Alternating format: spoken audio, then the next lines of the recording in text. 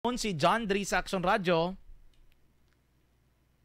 Action dyan, mayong hapon sa tagpagramati sa iyong programa. Yes sir, thank you so much sa time again share mo diri sa amon. We've seen sir footages or pictures no nga kung sa diin may ara sang water rationing nga ginpatigan ni Bacolod City Fire Station as one of the interventions sining El Nino. Sa diin nga area sir kag paano kita naka-develop sang sining nga program? Nag-umpisa ini sa request ni Kapitan Pabi Aniebe no sang Barangay Mandalagan sang nagahibaluan niya ang sitwasyon sang mga purok der sa iyang AOR kaga gintangop sa aton ang aton malang ya polisiya sinada action dyan is hindi lang kita mag-discharge sang tubig sa tion sang alas 9 sang aga tubtob alas 4 sang hapon kung sa din nagataas ang temperatura. Wala dapat sang non-fire na discharge sang tubig no. Kaya ginapreparan rato na aton sining mga unod sang fire truck para sa actual nga responde. Now, patikayon naton ang water rationing sa guidance man kag sa leadership pag-supervise ang Barangay Mandalagan sa pagpamuno ni Kapitan Pabi. Kag tigindulungan na halin sang February 29 tubtob Marso 5 ang Irorico, ang Purok Kasyana, Purok Sulong 1 no? Sa Barangay Mandalagan. So pila man ka mga dulungan kag ginabuligan man sa Barangay Council ang mga logistical na mga kinanglanon sa ato sa fire truck, ang fuel no? Kag tungod nga ra ang fire truck naton dira sa vicinity sang barangay compound no, so amo na nga nakabulit kita dayon no. For us wala sang directive sa aton halin sa national sa regional na pumunuan sa BFP is to develop programs and activities para may intervention kita when it comes sa El Nino no. So kung may ara sang request ang aton sa mga barangay para sa pagdulong kung water rationing man dira, may mo man naton nila ma-accommodate depende sa schedule naton kag muna gani sa oras no. Kay hindi kita pwede as a policy din naton pwede i-discharge ang tubig sa fire truck sa tion nga mataas ang temperatura sa tunga-tunga sang adlaw o action dyan. So ilikaw naton ang oras sa water rationing sa aga pa tama or hapon na kag mapraktikal nga mga tinanglanon na aton sa nga fire truck para nga mapadayon man ang pagservisyo sini. So depende naman ang action dyan sa scheduling sa mga barangay na nagkakinanglan sila. If ever gina-make sure lang naton na hindi magdapaw sa duwa ka fire truck ang tungan nga wala unod ang tubig no, because it diminish our capability sa response naton. So kung tanan-tanan nga barangay nag-request or kadamo sa barangay nag-request kag dululungan, hindi namon ma-accommodate na because hindi kita pwede nga at any given time sobra sa tatlo ang fire truck nga wala unod ang tubig action dyan. So mo lang ginang mga prevailing nga policy naton pero mabuli kita no. Kasi nga kulang nga tubig sa aton community. Oo, pero do wala man na siya siling nga biser nga pili isipon ta lang kung pila ka individual ang pwede nato natagan as long as may available nga pondo nga tubig sa sulod sang tangke kag may ara pa nagakinanglan gina-provide gina naton.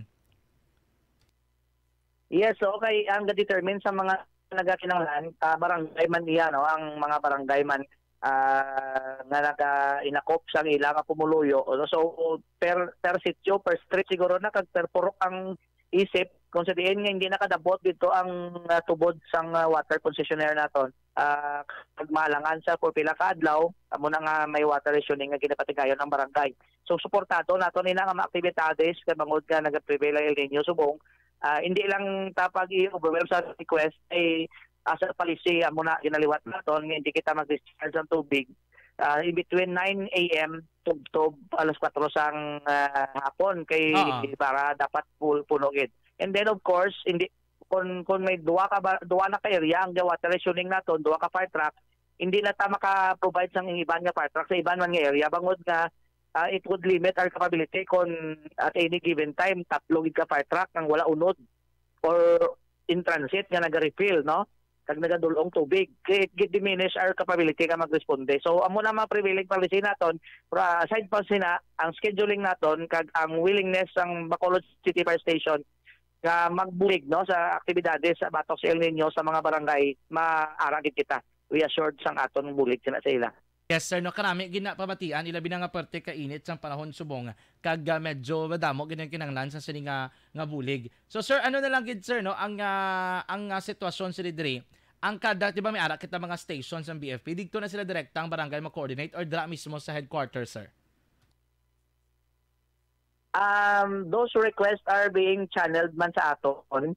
Basta gyapon biskan ipaagi na sa substations naton ginapadala na gyapon diri for my approval, no? So ang aton naman ginakonsidera daya nga masunod lang yang polisiya naton kag hindi ma-diminish or magbuhin ang aton kapabilidad sa firefighting sa responde naton. Gani man kag Fire Prevention Month pa kita gyapon no? Yes. So, ari pa lang kita sa second week no sang aton sa Fire Prevention Month. And may mga may ikasapa kita nga mga activities, training sa barangay, may ara kita nga mga roadshow sa aton sining mall, involved din mga kabataan kag para nga makadugang sang hibalo kinaalam sa ila angot sa fire safety, at the same time maka-enjoy sila. May ara man kita sa mga mission, free gunting dari sa aton, ma-open house naton, ipakita aton naton equipment.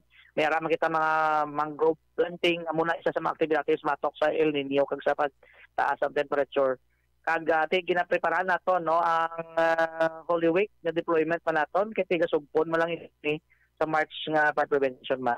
Oo, Chakto gid. Anyway, Chief Inspector Stephen Hardelesa, thank you so much gid sir sa time kag sa programs to aid no para intervention sa ning panahon sang El Nino. Maayong hapon sir.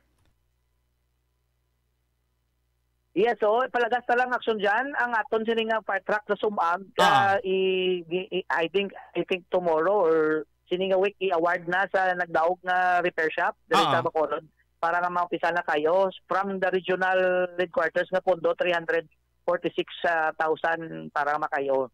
And kung mahimo sining weekend mapagawa na naton ang mansilingan naton nga fire truck na nakayo naman, no? So duwa subong ang aton nga unserviceable, ang ikatatlo naton nga tanker nga medyo may problema naman sa clutch system. This is a 40-year-old, more than 40 years old na nga fire truck ang mansilingan kag ang ari di sa central, no?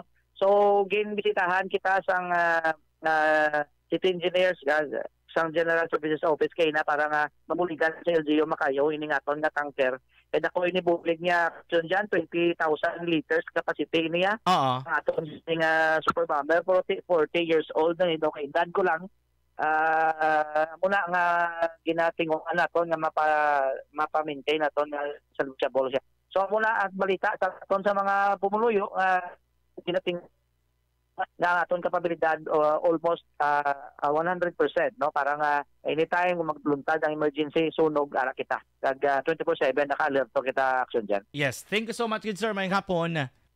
Mayong hapon, madamong salamat.